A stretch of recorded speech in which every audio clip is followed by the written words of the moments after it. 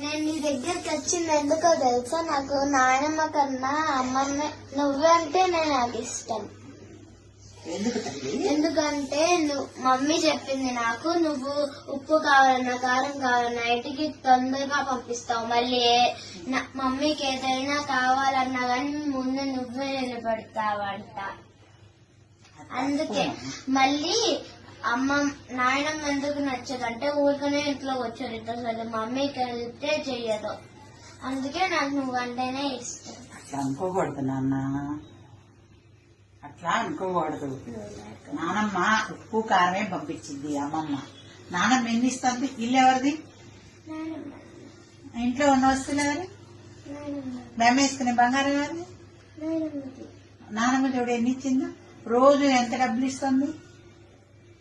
మీ daddy కొన్ని రోజులు job లేకపోతే ఎవరు చూసారు? మరి నానమ్మ ఎంత మంచిది, ఇవన్నీ ఇస్తుంది. నేను ఓళ్ళు ఉప్పు కారం పప్పు, ఓకేనా? అవన్నీ కాదు, రోజు ఇంట్లో ఉంటది కాబట్టి అమ్మని ఏదైనా పని మీద కసరొచ్చు. అంత మాత్రాన నాయనమ్మ మంచిది కాదు అనుకోకూడదు, తప్పు కదా?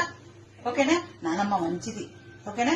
మీకు ఏదైనా ఎందుకు ఇప్పిది అంటే జలుబులు దగ్గులు వస్తాయని ఇప్పిదు. నేను ఒక్కరోజు వచ్చిపోతారు కాబట్టి ఏదో ఒకటి ఇప్పిస్తా. మళ్ళీ ఇక్కడ జ్వరం వస్తే కూడా నాయనమ్మే చూపించింది కదా మీకు.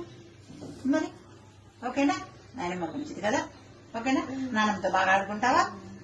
ఓకే తల్లి, ఓకే చూసుకుంటా. ఓకే, ఆమె ఏం అడిగిద్ది? మంచిగా 2 మాటలేగా అడిగేది. ఓకే అమ్మా. హలో, ఏం చేస్తున్నావు అమ్మా? మీ ఆయన వచ్చి అమ్మాయిని తింటే వెళ్ళాడమ్మా. చూడు, ఆ చిన్న పిల్లకి నువ్వు మీ అత్తగారి మీద ఏమి చెప్తున్నావు పిల్లలకి? అది నానమ్మ అంటే ఇష్టం లేదు, అమ్మమ్మ అంటే ఇష్టం అంది. అలా పెంచకూడదు. మీ నానమ్మ గురించి ఎప్పుడైనా నేను మీకు తప్పుగా చెప్పానా? నానమ్మ ఎట్లుంది ఇంట్లో? నా పేరు అట్లా ఎత్తగానే నేను పోయి నానమ్మ ముందు వాలేదన్నా లేదా? మరి మీ నాన్నగారు నాకెందుకని తెలివిస్తాడు?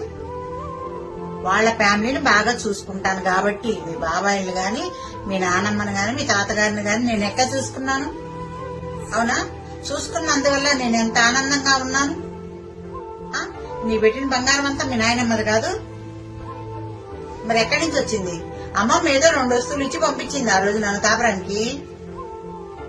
నేను ఎప్పుడన్నా మీరు అట్లా అనుకున్నారా? అలా చెప్పకూడదమ్మా. పిల్లల ముందు మీ అత్తగారి గురించి ఏ రోజు కూడా తప్పుగా మాట్లాడద్దు. ఉంటాను మరి.